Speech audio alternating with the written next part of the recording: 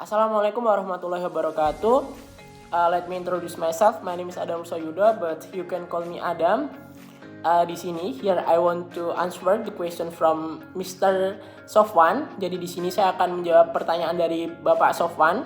Soal yang pertama yaitu pentingnya positivisasi hukum lembaga keuangan syariah di Indonesia. Jadi positivisasi hukum itu penting banget buat lembaga keuangan syariah di Indonesia. Kenapa? Karena kalau cuman berdasarkan fatwa, aturannya tuh kurang mengikat dan nggak punya kekuatan hukum di Indonesia gitu. Jadi biar makin mengikat dan dapat diterapkan secara lebih tegas, fatwa-fatwa yang dikeluarkan oleh DSN, Dewan Syariah Nasional, ini tuh harus dijadikan peraturan atau undang-undang gitu. Agar bisa lembaga keuangan syariah di Indonesia tuh bisa percaya diri gitu dalam beroperasi. Soalnya ada perlindungan hukumnya.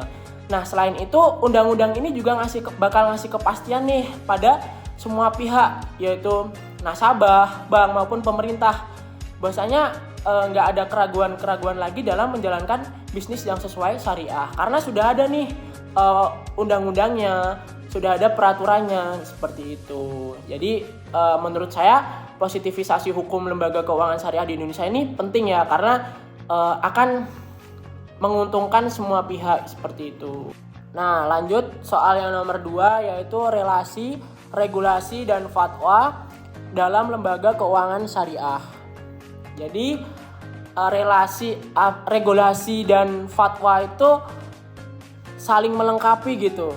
Fatwa dari DSN itu biasanya jadi acuan dasar untuk menentukan apakah produk atau transaksi di lembaga keuangan syariah itu udah sesuai apa enggak nih gitu.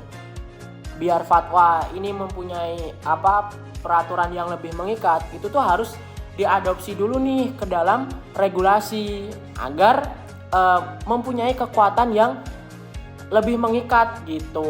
Jadi itu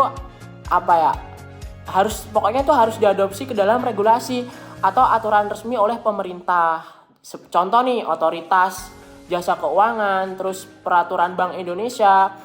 Nah, jadi fatwa itu jadi pegangan utama gitu. Tapi regulasi bikin fatwa ini mempunyai kekuatan hukum yang bisa dipatuhi oleh semua lembaga keuangan syariah gitu. Jadi pada kesimpulannya, regulasi dan fatwa ini tuh memiliki hubungan yang saling melengkapi gitu.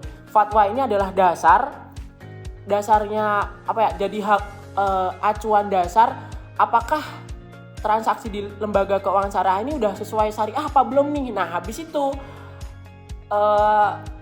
diadopsi ke dalam regulasi agar mempunyai contoh nih yang tadi yang fatwa tadi udah sesuai hukum syariah. Nah, habis itu agar mempunyai kekuatan yang lebih mengikat itu dibawa ke dalam regulasi terus diadopsi sehingga memiliki kekuatan yang lebih mengikat. Hal yang ketiga yaitu kenapa sengketa transaksi keuangan syariah harus di peradilan agama?